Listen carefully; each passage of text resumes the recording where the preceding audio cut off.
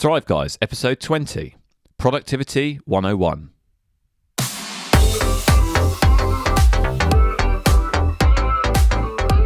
I did some tinkering with the old Notion setup, in particular around the Notion integration stuff that we talked about many moons ago and continue to talk about pretty much every week.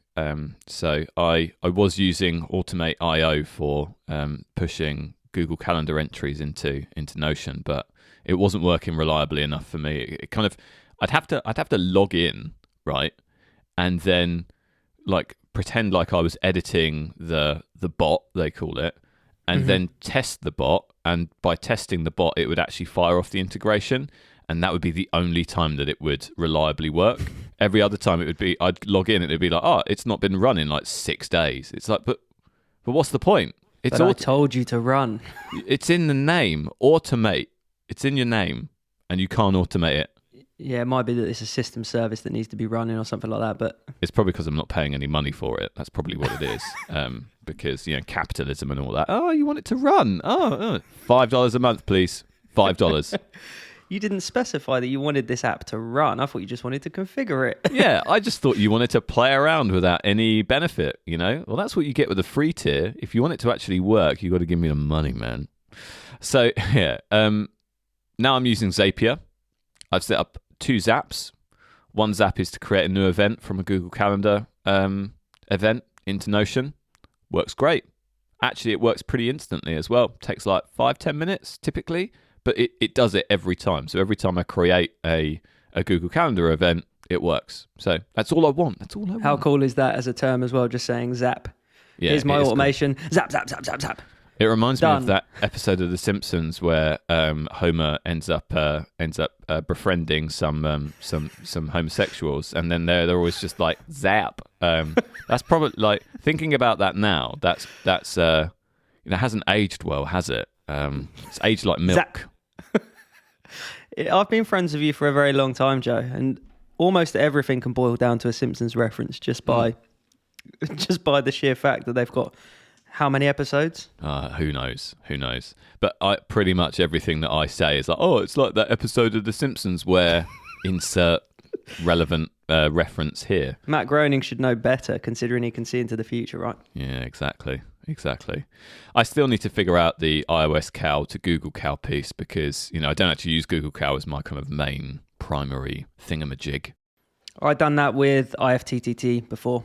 That's what I'm doing at the moment, but and it's fine, but it's one way and I don't like it. I want it, if I want to basically have it where if I update my Outlook calendar, by the nature of it, iOS calendar gets updated, and also the Google Calendar entry gets updated as well. Haven't worked that out yet. Haven't actually spent that much time working it out, so I probably just need to sit down and have a bit of a Google. So that's what's been going on with my week. What about your good self? I'm trying something new. I'm playing bass a lot more at the moment. I just feel like it's a fun instrument to play. I haven't really been able to do much music the last couple of weeks because of the house move and stuff like that. Right. And I said to Kerry that I wasn't going to shave my beard until we moved house, and I'm regretting it already. Yeah, you do look a little unkempt. I know.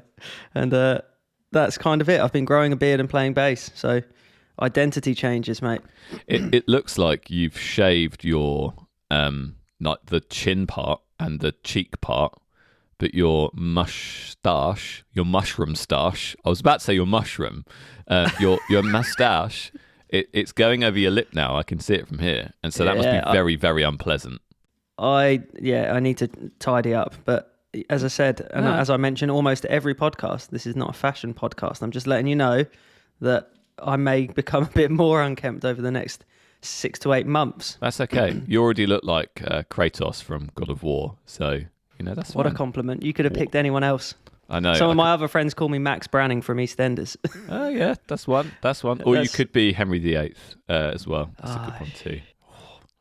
Cut you to your Stings. core. Shall we do Win of the Week? Sure. If you could introduce that for us, please, Joe. Yes, I can. Win of the Week is a segment at the top of each show where we get to share something that's happened this week that we'd like to celebrate, just to make sure we start our conversation on a positive note. Now, we post a reminder on our platforms every Friday, so if you'd like to share your Win of the Week with us, and please do. We love to read them, we love to hear them, they're great. Tag us on your post on Twitter or Instagram with @ThriveGuysPod or hashtag Win of the Week. So, Dan, what is your Win of the Week this week, sir? I discovered something called Draw.io or apps.diagram, which is it was a web app, but now they've got an actual app, and I haven't really done much research into it, but it allows you to just draw diagrams, which doesn't sound fun, right? It doesn't sound fun. It sounds like the least amount of fun. I can't believe that we're having a conversation on Win of the Week about drawing diagrams. But, you know, this is your platform, Dan. You crack on. Do you? Well, from a process perspective, it's amazing. It was just so easy to draw the diagram, and you know, that is my win. I've just been able to kind of simplify processes for people and say, right, here's a diagram, this is what the data flow looks like, and this is where you're involved, and this is where you're involved, and you can put little like segments around it in terms of like you can split it into server groups and stuff like that. So it's been really interesting from an engineering perspective, and I'm just kind of glad I stumbled across it. You know, I was looking at, normally you can use like Microsoft Visio and stuff like that, Visio, but I just feel like it's a bit clunky, and I haven't really had many good experiences with it. And this was just so simple. It's just literally like drag and drop and click and arrow connect and all this sort of stuff. So I've been doing sort of like supporting documents for some of the processes that I do. Just so if somebody doesn't want to read a full guide, you can kind of say, this is, you know, at a high level how it works. You know, you do this part and then next step and then next step. So somebody could look at it and go, right, well, where did the process break down? It broke down at this point. So then we can, you know, put improvements in place. Right. Cool. Hashtag diagram goals. Love it. My win of the week this week is, well, I shared some stuff I've built in Notion with the fellow management team that's helped me plan the next financial year. So I've put together some stuff in Notion that has helped me understand, okay, what do my customers currently have from me? What don't they have from me? And I shared it with the team and they were blown away.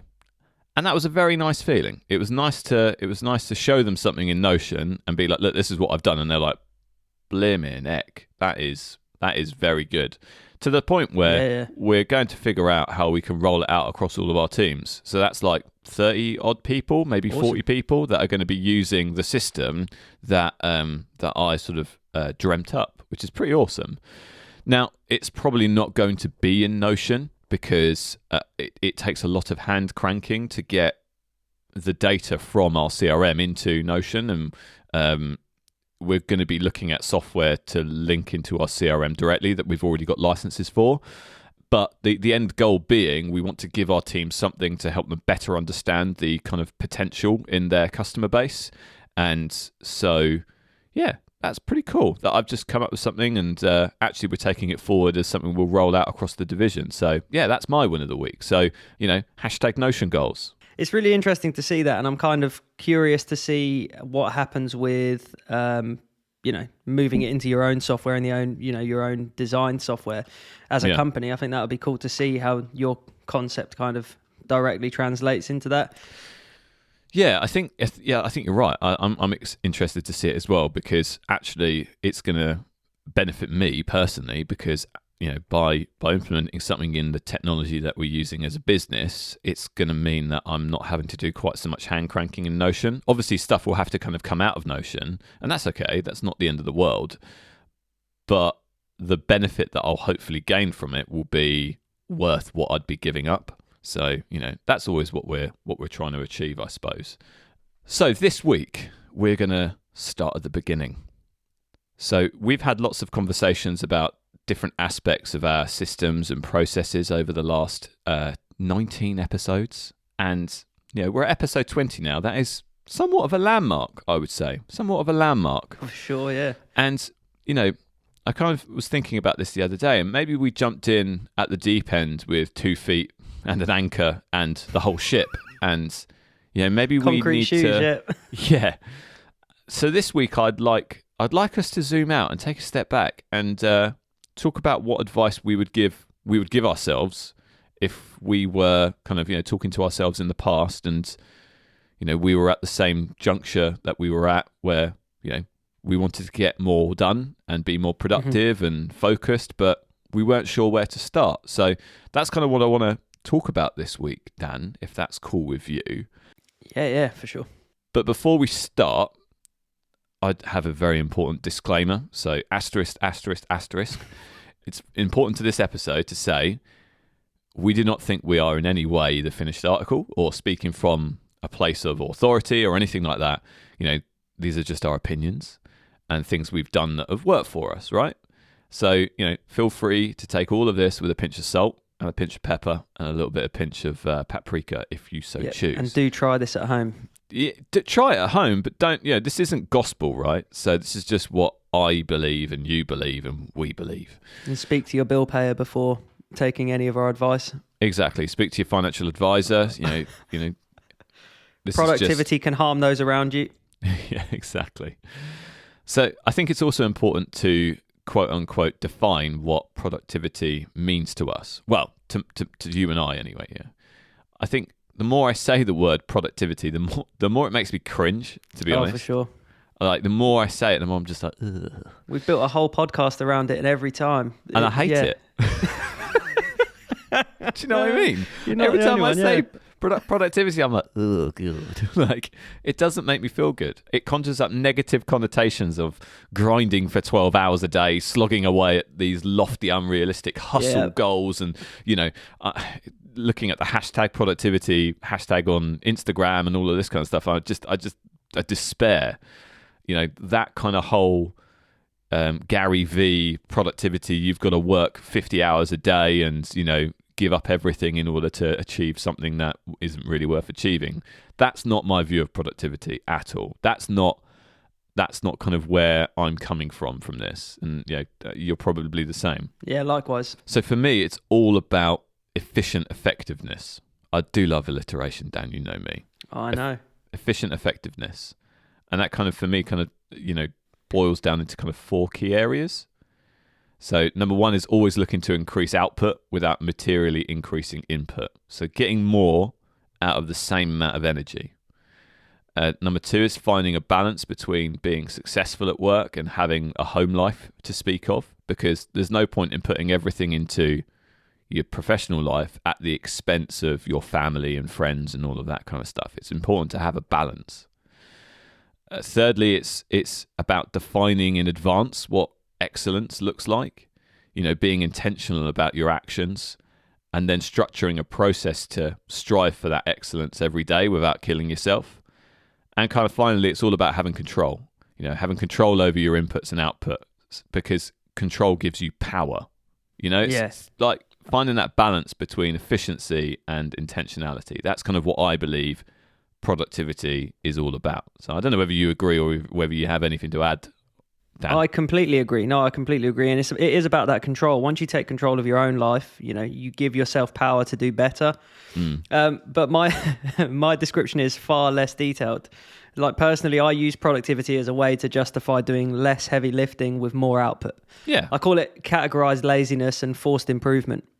Okay, I like it. I force myself to improve by putting a framework in place that allows me to do so. Yeah. I basically tell myself what to do and just crack on. Sounds like we're on the same page, so I love that. I think if I was to boil it down into like what an ideal situation for me would be, it's all about kind of smashing your workout, getting ahead of your day, so you have time to down tools at 4:30 on a Friday, knowing that you did your best and that you've moved the needle that day, and you can then chill, play some games, eat some Snyder's of Hanover, jalapeno, pretzel pieces. It's that. It's not hankering for that endorsement, right? Yeah, man, for sure. Honestly, they make me feel weird, right? But I just can't stop eating them. I love them so much. So look, with that out of the way, big disclaimer and big kind of, foreshadowing for the next hour that we'll be speaking together. Let's get into the meat and potatoes of today. So I wanted to just talk a little bit about getting started. So, we're going to talk about the 3 kind of pillars of productivity. Again, another piece of alliteration. I apologize. Lovely. I know I'm cheesy, but you're addicted. I know I'm addicted to it. Before we do that, I wanted to just talk about the first step, the first 1%.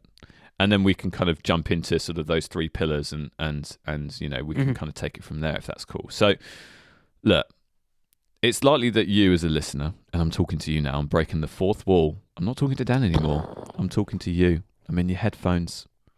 It's likely that you have stumbled across our little podcast looking for something, right? You've searched for, productivity podcasts, or you've searched for how to be more productive, and maybe, our logo looked interesting or whatever. It may well be because you're looking for ways to improve your own output, but you're not really sure where to start. And, I've had lots of questions from listeners, from friends, and from colleagues about this. So the whole purpose of this episode is, this is just getting started guide to getting more done. So in my opinion, making a start here falls into 3 categories of varying importance, right? So it's process, technology, and mindset. And as I say, we're going to go into these in a bit more detail later on. These are the kind of 3 pillars that I was referring to earlier. But if you want a TLDR version of this, and you're willing to accept maybe only a 1% improvement or a couple of percent, I can give you 3 things right now. Number 1, write everything down, preferably digitally. Number 2, do things when you say you will and keep yourself accountable. And number 3, do the hard things first.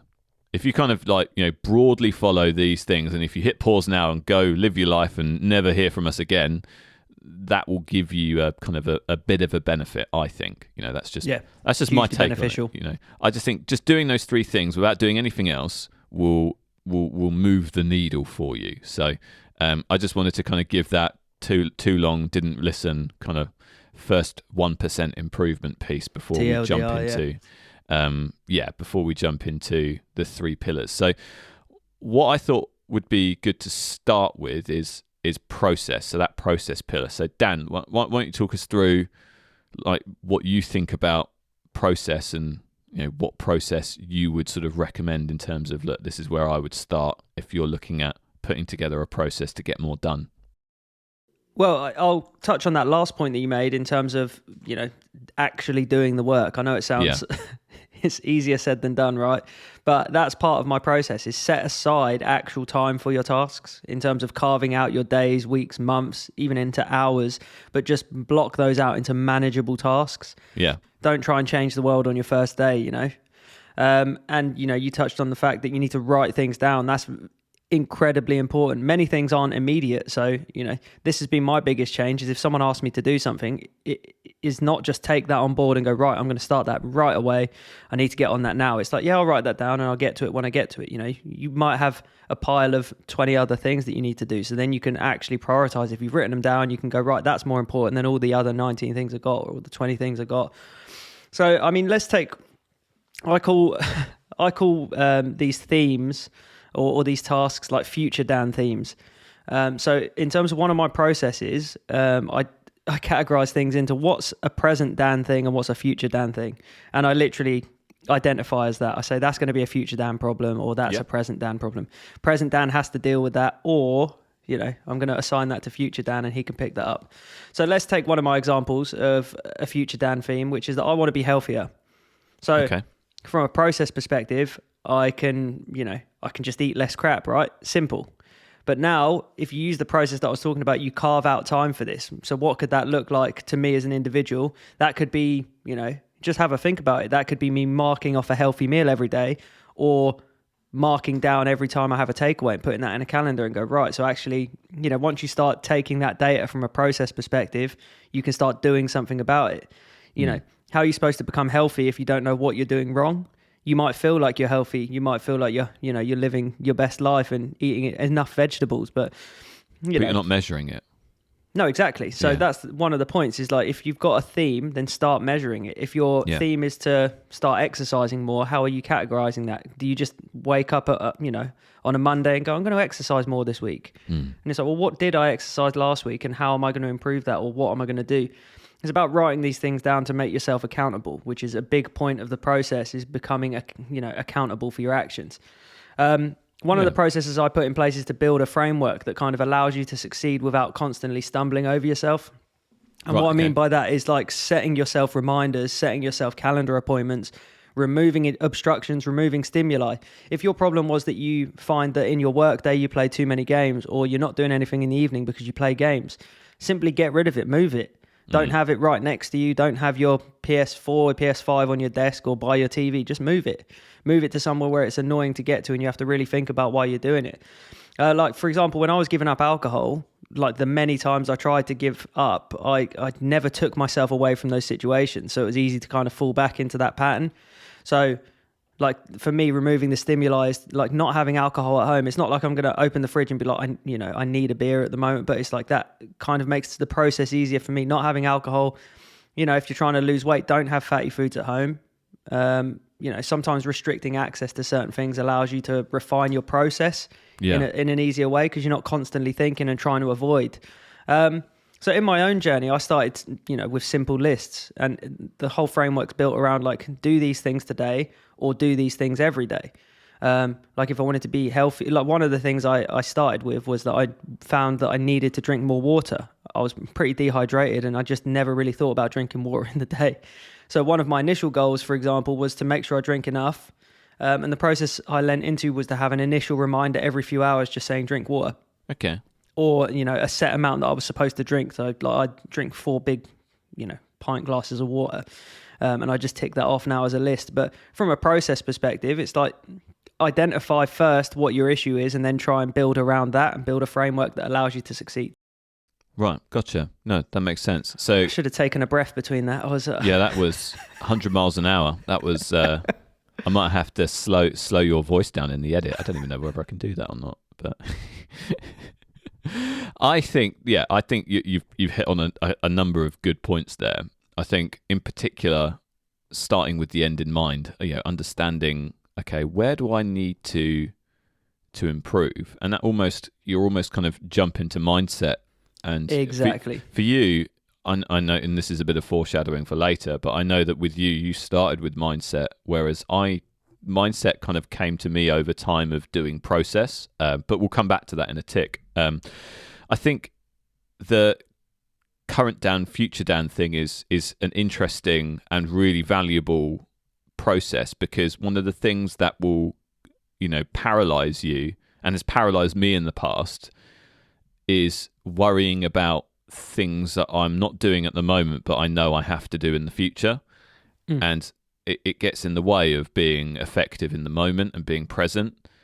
Yeah, for and sure. One of the things that, compartmentalizing current Dan, future Dan, current you, future you, sort of does is it gives you kind of space between future kind of issues and challenges. So it's like, I guess the mindset is this is future Dan's problem, so I don't have to exert mental energy on future Dan problems, because that's not me, that's someone else, if that makes sense. Exactly. Yeah. I love that. And that's I love the word that you use there in terms of compartmentalize, because that's exactly what it is.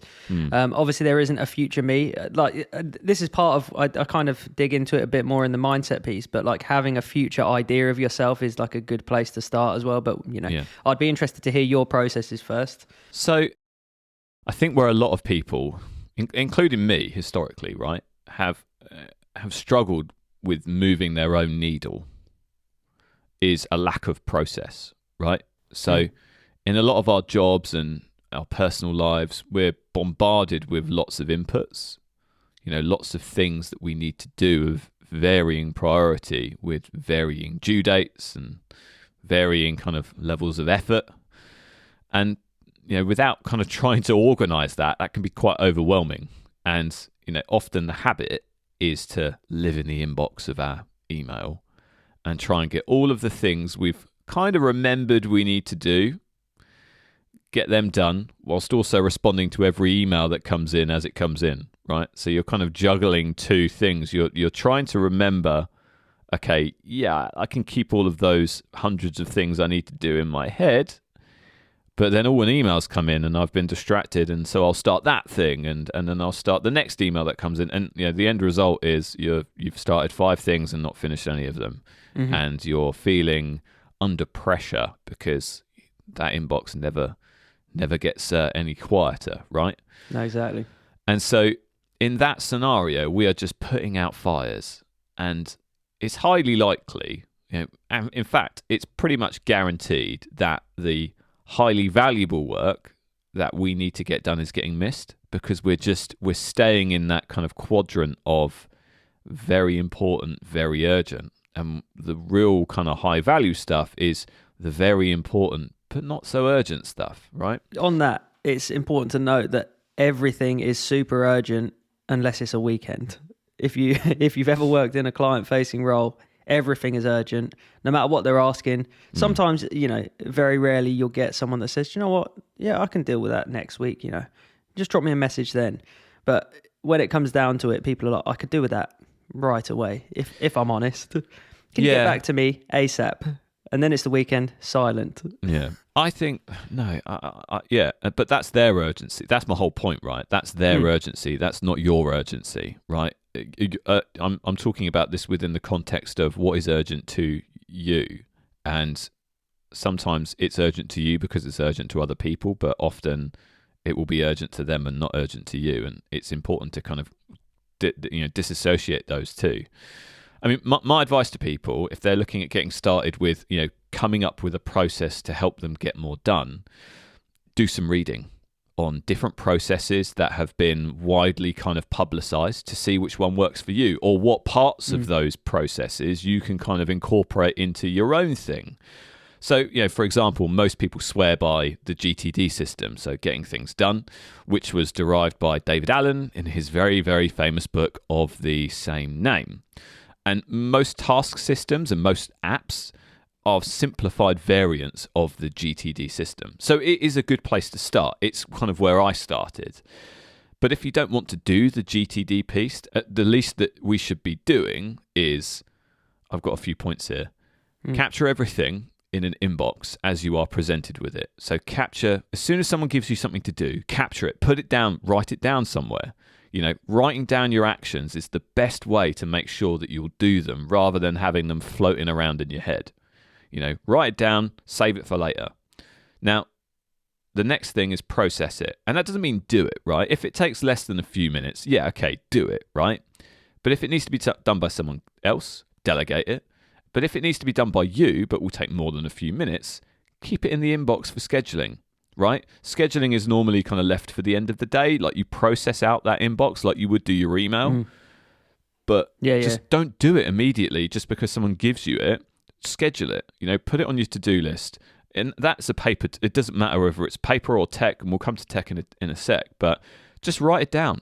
Because if you write it down, it's down somewhere. It's not floating around in your head, which means that you're not feeling like you're under pressure because it's out of your head. It's in a system. You've captured it for later. And the last thing is prioritize. So define what actions are most important to you, and to you is in bold, italics, underlined, in sparkly writing, right? And do them first. This always makes sure that you're getting the most important stuff done versus being a busy fool. And so if you don't want to read all the books, you don't want to do, getting things done, or you don't want to do, PPV or whatever other sort of latest fad of getting stuff done is, capture it, process it, prioritize it. That would be my kind of, three bits and pieces that I would sort of recommend from a process point of view. Do some reading, find out what works for you. If you don't want to do that, just do those three things. Yep, exactly. So to summarize, write things down. Write things down. Yeah. Do them. And do them. I know, right? That's Productivity 101. As simple as it needs to be. Just write it down because, oh man, like the amount of times where I still to this day go, I forgot to write that down. I need to do that at some point. And you just have that thought, that flash where you're like, okay, I need to write that down because the kind of the temptation is, okay, yeah, I'll remember that for later. But you won't. You just won't. I'm sorry, but you won't. Maybe we're showing our age though, Joe, because when I was in my 20s, I'd remember everything. Well, I didn't have to write it down. You're setting yourself up for failure with that because, you will get older. Time will pass. That is an inevitability. And if you're relying on a system where it's all floating about in your grey matter, you're going to have a problem. So, that's just my advice to you. So shall we talk about technology? Because I think actually, starting with the process and then looking at, okay, well, I've kind of got something in mind in terms of, right, this is how I'm going to deal with stuff. This is how I'm going to capture, prioritize, delegate, etc. But how am I going to do that? What are going to be the tools that I use to kind of get that stuff done? So I'll kind of talk you through what I think about technology, and then we'll jump to you, Dan, if that's cool. Yeah. Lots of people swear by paper-based systems, and that might be the right route forward for those people. And if you're looking to adopt a GTD type system, paper-based systems are completely up to the task of managing a busy life, and in lots of ways they are a great place to start, actually, because being presented with a blank sheet of paper to plan your life, it helps you understand what you think you'll need from an app or a digital system. And in fact, it will be inherently more flexible than any app would ever be, because a piece of paper hasn't been designed with any kind of particular opinion, right? Because when you use an app, it's been designed by a person who thinks they know what a to-do app is, needs to be, right? Whereas a piece of paper it's a immovable object. It is what it is.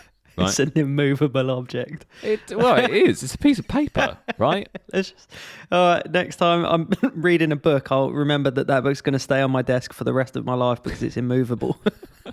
Maybe that's the wrong word. No, but it was a good choice. I think it's kind of odd that you mentioned the paper piece, and how I operate now is completely the opposite of that, right? Everything's digital. That's fine.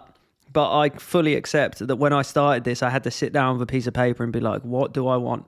And you can just sit, in your garden, you can sit wherever it is, you could be on the train and just start noting things down without reliance on access to the internet or without reliance on battery and stuff like that. It's kind of cathartic in a way, just to be like, look, I'm making my notes and this is what I want to do to be better. And I'm writing this down and I'm accountable for this. It's really cool. I totally agree. And actually, I still do that every now and again. Yeah, just exactly. to kind of recalibrate. So, look, my personal view is that paper-based systems are inferior in comparison to a digital system, primarily because digital systems allow you to, leverage the inherent benefit of technology, right? So search, notifications, copy and paste. Oof, I do love a copy and paste. Oh, the amount of time I've been looking through my notes and just kind of wish that I could control F with my eyes. Yeah, exactly. Find that note from 6 weeks ago. Or 6 years ago or whatever. It takes less time to continually keep your actions up to date in a digital system versus a paper-based system. But that's not to say that there isn't value in sitting down with a pen and paper, and that can be a digital pen and paper, and just writing out, kind of where you feel like you're at. Because I don't know what it is, but there's some sort of different connection to writing things down versus kind of typing them out. So, I do still think there's value in it. It feels less business as well when you're doing that. When you're writing it down on paper, it feels less, like you're working, so to speak. Yeah. It feels like you're doing something a bit more creative because you're using a pencil or pen, whatever you're doing. But it's weird that you've kind of seen a resurface of some of these tablets and stuff like that some of them are just note-taking tablets. Literally. Like the Remarkable thing. Yeah, exactly. And it's just like, when I first saw that, I thought, what is this? Like, what? We've got iPads, we've got all this cool stuff. Why are people bringing back almost just an expensive sheet of paper? But I get it. I'm enlightened. I personally don't get it. I think it's a lot of woof. Not for the price, but it's like 500 quid for a bad iPad. I just don't get it. It's just I always see it, and they always advertise to me because they think that I'm their target market, and it's like, nope, sorry. It's because you mentioned paper about 15 times in the last couple of minutes. They're listening for you. They're not listening. It doesn't work like that. Don't scare me, Dan. So, a good place to start with apps is to start with note-taking, right? Because when you start to move from a paper system to a digital system, I think it's important to retain as much of that flexibility as you can.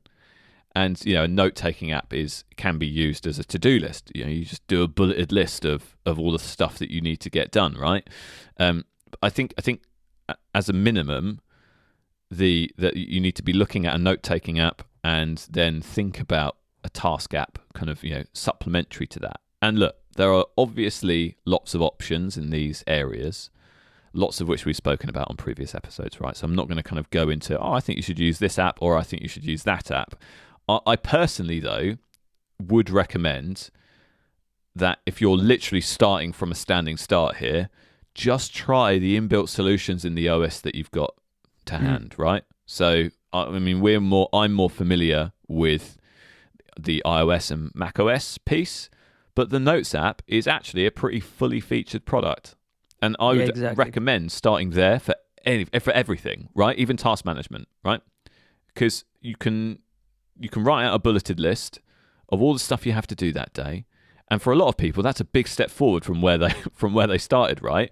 But the nice thing about the Notes app is that you can actually put a checklist in there. That bulleted list can become a checklist, and then you can just check those off. Obviously, it's simple, right? So it doesn't have any of the notifications or reminders or blah blah blah, but it's a start, and it's a great place to build on. And then from there, you can move up to the stock Reminders app. Again, it costs you nothing, and it gives you some additional benefit over just using a checklist in Notes. So, it helps. Starting with the stuff that's free helps you understand what you might need from one of the more advanced task managers when you kind of get there, right? It helps you understand where the gaps are in those products versus kind of what you think you might need. And in a lot of ways, they're better than some of the advanced ones because they're so integrated into the platform. But they do lack a lot of kind of the power user features. Yeah, agreed with that. But I mean, I use Notion for my task, which doesn't leverage any power user tools and doesn't leverage any kind of platform-based sort of integration. So what the hell do I know? What the hell do I know? I decided to use a database for my task management. So, I'm just an idiot that doesn't know what he's talking about. I say that to you all the time, but that's a good point, though, is that it's whatever works for you. Exactly. And that's the thing. You can try all these different things, but once you identify it, it's easier to work out what you actually want it to do. Yeah. I think my main point is just start using something, right? Sort out what your process is, like, capture, prioritize, delegate, etc. And then just start using something. Don't just try and, woof that around in your head. Just put it on a piece of paper. Put it in your notes I used app. to have a whiteboard in my living room that I used to use. I used to have a notepad on my desk, and then I've gone through many iterations as we've discussed in earlier episodes. I've tried the Notes app, and you just tend to find that eventually you get to a point where you hit a wall and you go, do you know what? I need to move on to something else, or I need to find a feature. But until you're doing that, taking that initial step, you're not able to identify the gaps, which goes back to, completely actually tracking the data and going, right, what can I improve and why am I having this issue kind of thing. It's a journey, Just enjoy the ride, right? Don't think that, you need to start with the most complicated tool to start with, because honestly, you'll more likely bounce off it and then just go back to whatever you were doing before. So yeah, just start using something, because then you'll learn what works for you, and then you can kind of, gradually move up if you want to. Yeah, I firmly believe that having a process and then picking a tool to get started will help you build up the third pillar, which is mindset. Now, you have a completely different view of sort of what mindset means to you, Dan, which I'm really interested about hearing, because you started with mindset and then kind of built from there. So why don't you talk us through what that meant to you, and then, we can go from there in terms of where I'm coming from a mindset point of view. Yeah, so I found when I was starting out on my productivity journey, the biggest change that had to happen was the shift to just deciding that, I need to make a change. So for me, I had like the mental challenges with finding myself saying stuff like, there's not enough hours in the day, or, oh, I'm not going to get enough time to do that. And ultimately you have to change that, which we've talked about in earlier episodes, but you have to change that attitude from having like a due date mentality to a do date mentality. And once you have that shift initially, it's quite easy to build stuff around it. Like when you stop saying stuff like, oh, I'll get that done by next week, and start saying, I'll get that done in an hour, or I'll get that done tomorrow, instead of, we've talked in depth about that, to be honest. But once you change that mindset, it's really powerful in terms of helping you proceed forwards. And the technology and, processes kind of follow on from that, in my opinion. So I heard someone say something along the lines of this: no matter what you do, the sun will rise tomorrow and the moon will be there in the night. And the power behind this is that you kind of want to maximize that time. There's the same amount of time in every day, but it's your time. It's exactly the same, and you should really kind of push to try and enjoy what time you have. And the more productive you are in your work day and your hobbies and stuff like that, the more time you get back to just kind of relax and, I guess, stare out your window, whatever you're doing, go and experience life. But it's important from a mindset perspective that you need to identify what it is you're trying to improve. So I tried to start off with big things in my life. Like I wanted to become more reliable. I wanted to become more contactable. I wanted to become more present, and I wanted to give up drink.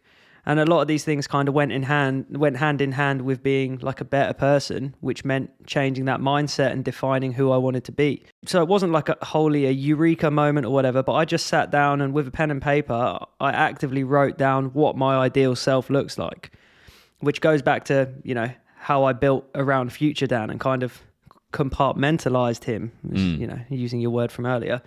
And when I sat down and thought, who do I want to be and what do I want to improve about myself? Who is Future Dan? And Future Dan is healthier, happier, more motivated, stylish, respected. And then from that point, I can work back from there, which then leads directly and feeds into my processes, right? Yeah. So I want to, if I touched on it earlier, if I wanted to be healthier, what can I do to be healthier? What works for me to be healthier? Does it, am I going to go on a juice diet, and how do I track that? Or does being healthier mean going out and doing more things? Do I then put a process in place that says, make sure you're going climbing 3 times a week, or make sure you go for a jog every other day? Yeah. If I wanted to be more motivated, what does that look like? How can I be more motivated? And that's, I build a system that says, get up and do stuff, get up earlier, define what you want to do in the day. Ultimately, you become more motivated by looking at your list and going, right, I need to complete that. How do you become happier? Get rid of some of the negative things in your life and start looking at the positives. Does that look in the form of gratitude, which it does for me? Keep a journal. That's how I manage to be happier. Because when we're talking about it, and we're like, if I want to be happier, you don't just wake up one day and go, right, I want to be happy.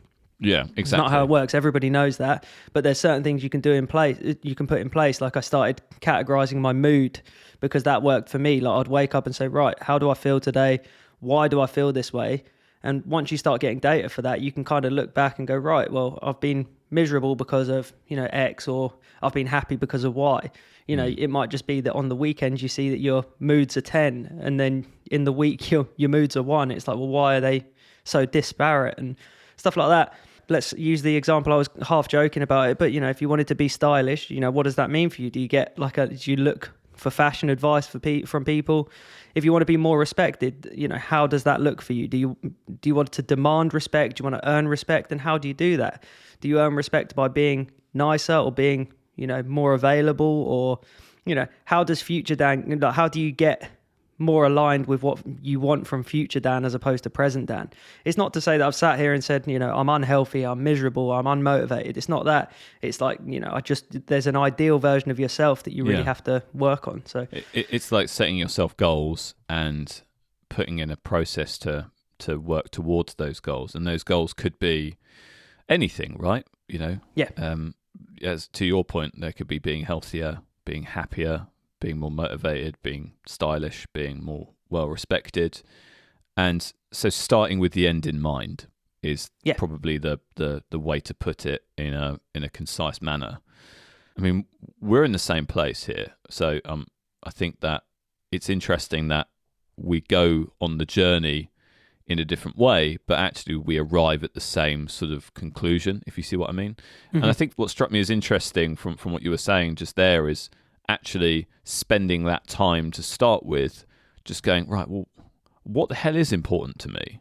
Why I have, clearly, as if you've stumbled across this episode, there's something that you're striving for. There's a gap between how you feel at the moment and what you think the ideal is for you, right? And so defining what those gaps are will kind of help you build back from there in terms of making meaningful changes and getting to where you want to be, right? So for you, what was it? What was the kind of the paradigm shift? What was the catalyst to kind of make you sit down and go, I need to do something here. Let me sit down with a pen and paper and figure it out. Well, there's a couple of things. I mean, one point is, what is the point in being more productive? Like, what do I gain as a person from, if I turn a 2-hour piece of work into a 5-minute piece of work, what do I gain from that? Do I gain time, or do I gain time to do more work? Or, for me, I touched on it in an earlier episode that I felt at some point that I was just existing. Like, I'm 29 at the time of recording this episode, nearly 30 years old. And having started the podcast and kind of having a lot of time to reflect, I realize I've kind of just coasted. I've coasted through most of my life. Just, I've done things. I've had stressful experiences. I've had really great experiences. I've not captured any of them. And I haven't done anything that benefits me, really. That's not to say I haven't been selfish in growing up and stuff like that. But I've just realized that I haven't ever decided or ever sat down and thought, who do I want to be? I just exist. I go out and I'll make my jokes. I'll socialize. I have lots of friends. And I like to feel like I'm respected by my friends and that I've built really strong friendships, but I've never thought about how that feels to me. Right. And at some point I just sat there and thought, I have to work out what's best for me. Like, I live with Kerry, and we've lived together for the last 3 years, and it's like, well, we're going to be 30 soon. What else can we get from life? Like, what do we want collectively? What do I want? And I guess if you don't actually have that kind of epiphany or this kind of eureka moment where you go, actually, what do I gain from being more productive? You're never going to really change your framework or change the technology you use. Like, the technology is always secondary. As you've said, you could just sit there with a pen and paper and define who you want to be or define how you improve your process. But for me, it was just a case of, I feel like I've existed most of my life, and I really just wanted to start enjoying the things around me and start trying to live a bit more and start living with more purpose and more intent. Yeah, I think that's the word, right? Intentionality. It's living with more intention, because existing is just, being, right? Well, I don't want to be 50 years old or 50 plus just going, I've just worked all my life and I've got nothing to show for it. You see it in movies and stuff like that, and you see people that are miserable because they're retiring and they've just kind of got nothing to show for it. And I don't want to see my life go down that route. No. I mean, maybe I'm looking at it from a very dramatic view, but I just want something to be proud of, right? And know that I've worked and enjoyed, and maximized the best part of my life, kind of thing. Yeah. We've only got one go at this, right? So we'd better make it count, and continually trying to get the best out of every situation is, in my view, how you do that. So it's really interesting. Thank you for sharing that. That's no problem. I just think it's like for people that are listening, I threw away kind of some of my best years just on getting pissed up, really. So that was kind of the big thing for me. And I had a lot of negative experiences with booze, and at some point it just turned around and thought, I can't do this anymore. I don't want to, and I need to make that change. So for me, it was probably the booze that spurred me to try and improve my lifestyle. Yeah, because that I mean, and you're what now? How many days are you now? Over 500 days sober. 500 days. Yep. Crazy. Brilliant. What's the biggest change that you've seen as a result of those 500 days? What's been the paradigm shift for you in terms of, okay, this is my return on investment? Intentionality and memories. I have so many more powerful memories, and I've done stuff, so much more wholesome things, I guess, for myself. I've been able to focus on music. I've run out of excuses. Now that I don't drink, I have no excuse. Yeah. So, it'd be before if I didn't want to go out or didn't want to do anything, it would be because I was pissed up or because I was hungover or whatever. I just have no excuse anymore. I can do what I want. I've given myself back days, if not weeks of time, if not months of time at this point, 500 days. Because if you imagine when it was at its worst, I'd drink on a Friday, probably on a Saturday, and then feel crap the whole of Sunday, and then roll out of bed into work on Monday and still feel crap. So it's like, I've given myself time back. So in terms of return on investment, I've given myself extra days every week. You've probably got 30 days back in terms of like meaningful time that you can then do something kind of, constructive with, I would say. Yeah, no, I completely agree. Maybe more than that. Maybe more like 60 days. It's at least one day. Well, if you think about it, 52 weeks in a year, right? So you've given yourself at least one day back a week. So you're 18 months in. So that is like 70 days, 70 odd days. You've had like 2 and a bit months back of time. Yeah. It's bonkers to think that I was just throwing that away. And it's not to, some people can drink and just have a good time and still crack on and do what they need to. But for some people, it's a different ball game. Yeah.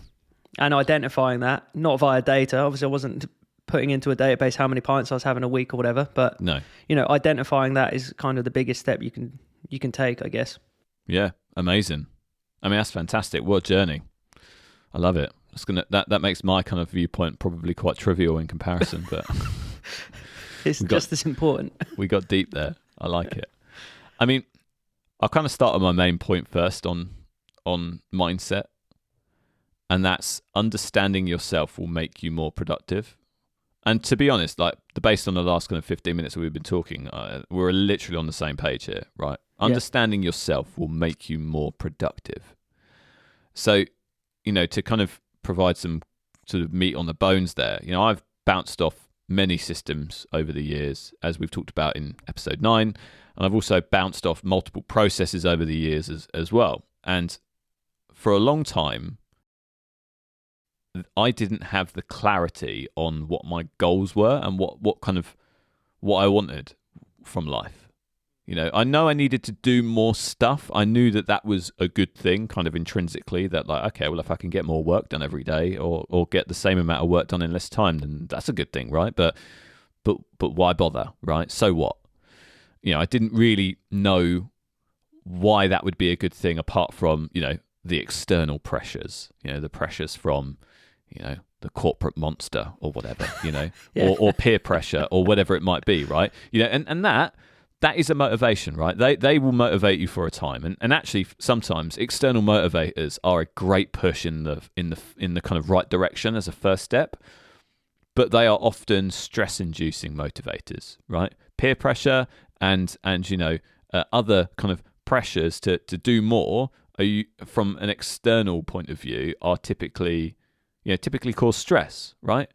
And it's my view that ideally you want your internal motivations, which are typically non-stress inducing, to win out first and push you to greatness before the external motivators even get a look in, right? Yeah. So you want to have that kind of motivation from inside yourself so that you're already at the end goal before all of these external bits and pieces come into play. So you can kind of brush them off and go, well, I'm already where I need to be. So that doesn't mean anything to me. I'm not going to get stressed about it because I'm already in a great place. And if you've come searching this episode out, you may be some of the way here already, knowing that you want to strive for, as I kind of described it, efficient effectiveness, but knowing your internal motivations will help you stick with this and not bounce off into old habits. That's just my humble opinion. Yeah. And a lot of us take years to get into a position where they kind of understand themselves and understand what makes ourselves tick, right? Yeah. And I think a lot of it does come with age sometimes, but equally, I think that, it can just take a long time to figure out what you want from life. And to be honest, I didn't have any internal motivation for a very long time before kind of implementing a process and starting using technology and getting more done and kind of getting that feedback loop. And that was what helped me understand, okay, what is motivating me here? Why is this feedback loop good? It was the journey that taught me what felt good and what didn't feel good and what I cared about and what I didn't care about. So, for example, I cared when I was, top of the sales ladder. It meant a lot to me. So I recognized that striving for greatness was part of my internal motivation. It was part of the fire that kept me going, was being kind of, at the top or towards the top. it felt awesome being on top of everything and having everything captured and every input filed away in a system for kind of quick recall. Honestly, it feels like a superpower to be able to revert to conversations from like 3 years ago and go, oh, actually, we talked about this at this point, and to reinforce a point, right? That feels like literally being Superman. And so Agreed. I recognised that was part of my internal motivation to kind of stick with the system, to capture inputs and to process them and do that process, because I remembered what it would feel like for future Joe, and so that feedback loop taught me what was important to me. And when I implemented my monthly and weekly review process, I recognized that it brought so much value to my kind of day-to-day execution. It helped me kind of stay on topic and stay on task with what my internal motivations were, and nothing fell through the gaps, right? It was a long process to get there, but seeing the value in playing to my be on top of everything and top performer kind of values, it stuck. It's seeing the kind of how that kind of feedback loop made me kind of push for more, made me realize, oh, actually, I'm leaning into the right stuff here, and this is what's important to me. It kind of took me time to find the things that worked and didn't work in order for me to kind of arrive at that conclusion. So I didn't sit down, by a riverbank with a pen and paper going, well, who do I want to be? Sounds nice, though. Like you did, good set. Well, it does sound very nice, doesn't it? But I didn't do that. It was clumsy, and it was just like I kind of like fumbled my way there. But actually, I felt like that for me, I now have an authentic set of values that I can say this is kind of what kind of speaks to me intuitively. And those are just a few examples. There's loads more, but going through that process, trying new components as part of my system and doing things that didn't work and some stuff that did, helped me better understand myself. And understanding myself is an absolute key part to being more productive, right? For me anyway. Understanding how I tick and like what will get me fired up or turned off has been crucial to a lot of the successes that I've had in the last year. And let me be very, very clear here. This has only been like my paradigm shift happened in the last 12 months. It's only been the last year where things have started to fall into place for me. And I've been alive for 32 years. I've been doing what I've been doing for nearly 10 years. And it's only now just starting to make sense for me. It's only now starting to fall into place. In particular, all of the productivity adjacent things like practicing gratitude, journaling, meditation.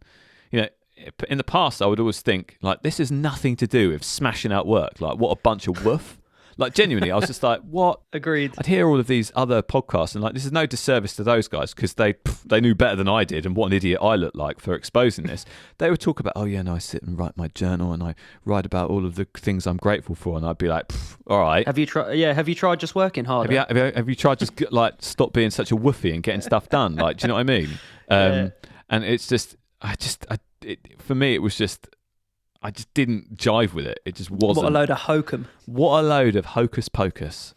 But actually, having gone through the process of practicing all of that stuff and then talking about it with you, Dan, I've come to realise that these are all tools to help you maintain sight of your North Star or find it again if things are a bit foggy. Yeah. So it's these practices that are adjacent to just getting work done, right, that help you stay on track. It just blew my mind when I was kind of, thinking about this and being like, bloody hell, actually, like all of these things around are all kind of dialing into that value piece and all dialing into your kind of your wider, your kind of your core getting stuff done system. Yeah, it's about like that reflection piece as well, which, as soon as you start reflecting on like how your day was and what could have gone better and what could have gone worse, you start realizing that actually that goes hand in hand with productivity, and the mindfulness piece goes hand in hand with productivity. Yeah, practicing gratitude, it all kind of fits in together. It does. We're all connected. It's all connected, and that's all great, right? And I love it that we've both arrived at the same kind of place. But it's taken me 10 years to work all this out, and it's taken you maybe less time, but time, right? So we are a long way from when we started. So I tried to think about what my advice would be to someone who wants to understand kind of what their first 6 months would look like on this same journey. I've got some more bullet points, Dan. I think, firstly, my main piece of advice would be curious. Try new things, new systems, new processes, new apps, and look for like that kind of delight piece. Look for the piece that's like, oh yeah, no, that's really cool. I love that. And that you look for that feedback loop, and try and enjoy the process. If something's not working, that's okay. It's not the end of the world, right? My second point would be to try and find your North Star. And honestly, this might be a bit tricky to do in the first 6 months, but really try and understand your internal motivations and try and use them to influence how you show up for work every day and how you show up in your personal life every day. I think if you find like your raison d'etre, your reason for being, and if you find that early, like all of the other stuff will just drop into place, right? But you can use the other things like trying new things, systems, processes to try and find that. So don't worry about being clumsy and going through the process. And my third kind of core thing for someone who's kind of getting started here is start doing a weekly and a monthly review. That's kind of, for me, has been the most crucial part of all of this. And the reason why is it's all about keeping yourself accountable and and you mentioned this in when you were talking about mindset and when you were talking about process, it's all about keeping yourself accountable to your principles. And that is probably, that's fundamental to all of this, I think. Setting aside some, quote unquote manager time at the end of every week and the end of every month to keep you aligned with, the first 2 points and all of the other stuff that we've been talking about for the last hour. It will help you evaluate whether you're on the right track or not. And look, it's really easy to get disheartened if you've had a bad week or if you're doing something that just isn't working for you immediately. Like, my advice there would be, just think of yourself as like a scientist conducting a set of experiments. The results aren't good and the results aren't bad. They're just what they are, right? And so if you just look at things in that kind of clinical way, you can kind of take your emotion out of it and not feel like you're getting kicked in the teeth every time you try something and it doesn't work. And just from a review point of view, I would recommend breaking the reviews down kind of, into the weekly tactical, I would call it, review. So where you just kind of quickly make a note of your wins and losses for that week, do your administration. So, keep your system and prune your system and keep it up to date to make sure that, nothing's getting missed. And checking that all of the inputs are captured and processed in your system is vital as a weekly activity. And it may be things like, if you're running projects, do you have any stalled projects that you need to do something with? And it's like the tactical stuff. And do that once a week, and that will kind of feed into what you're doing every day, and it will make sure that you're always kind of pushing towards that next goal.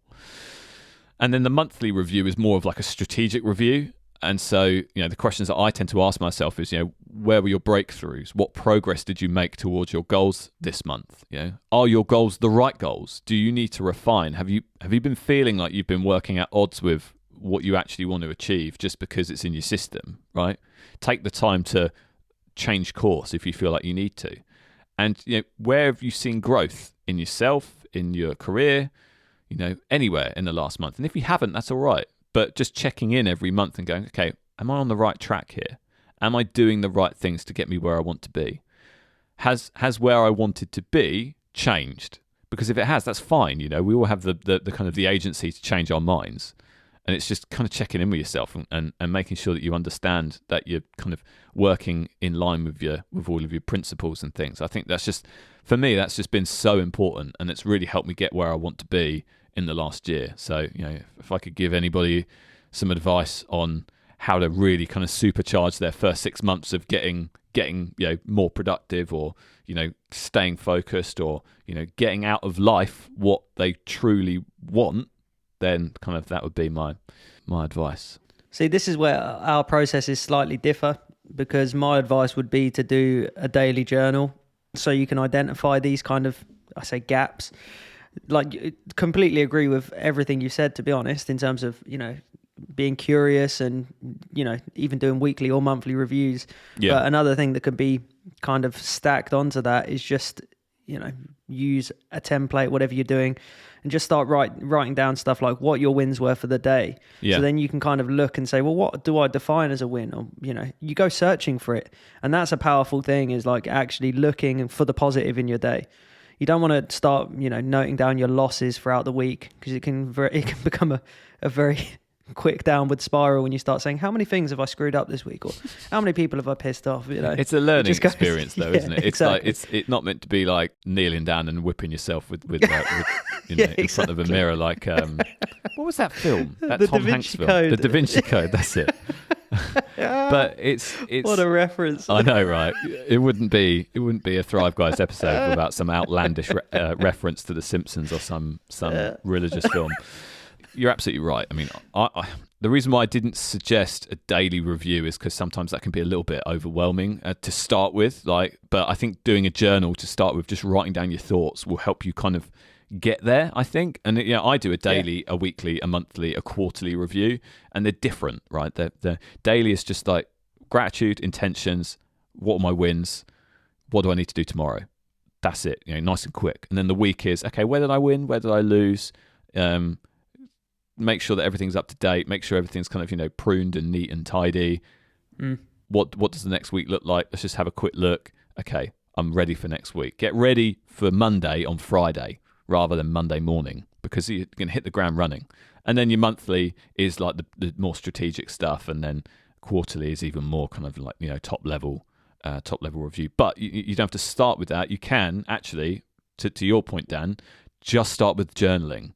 Just start with writing down your thoughts so that you kind of put them out of your brain, you can kind of understand them. And that's probably the good first step to kind of figuring out, okay, well, what do I want to review every week? What do I want to review every month? Like, what's actually important to me?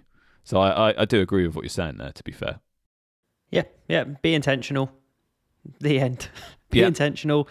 If Productivity 101, do the stuff you said you were going to do. You're welcome. Pretty Thank much. you. Good night. Yeah. That was good. I enjoyed that. That was a great conversation. And hopefully, if you're still listening, dear listener. I am. That was... oh, good. I am. I'm still here. So I thought you were talking direct to me. I thought I was talking to you. You're talking to me? I was breaking the fourth wall again, talking to the listener. If you're make still that listening... sound. Make that sound, all right? Fourth wall being kicked down. Go for it. Sorry. I love it. No, I love it. I think if that's been useful to you and has given you a bit of a place to start, then we've done our job. We've done what we set out to today, and I think this was a good place to mark our 20th episode-iversary. There you go, 20th episode-iversary. I've made that word up. So I think if we ever needed to signpost someone to how to get started, I think that was a good hour and a bit to do. So you've also defined note-taking as a superpower. So screw super strength, laser eyes, flying, who cares? As long as you can take notes, that's going to feel like a superpower. It's probably a bit more of a realistic superpower to try and achieve. Maybe a bit more realistic than being stylish. But yeah. I love those questions. If you could pick a superpower, what would it be? Joe Page, 32. Probably, note-taking. This says a lot about me, doesn't it? Thanks everybody for listening. If you enjoyed this episode, please consider subscribing to our show. And if you really, really liked it, please consider giving us a 5-star rating.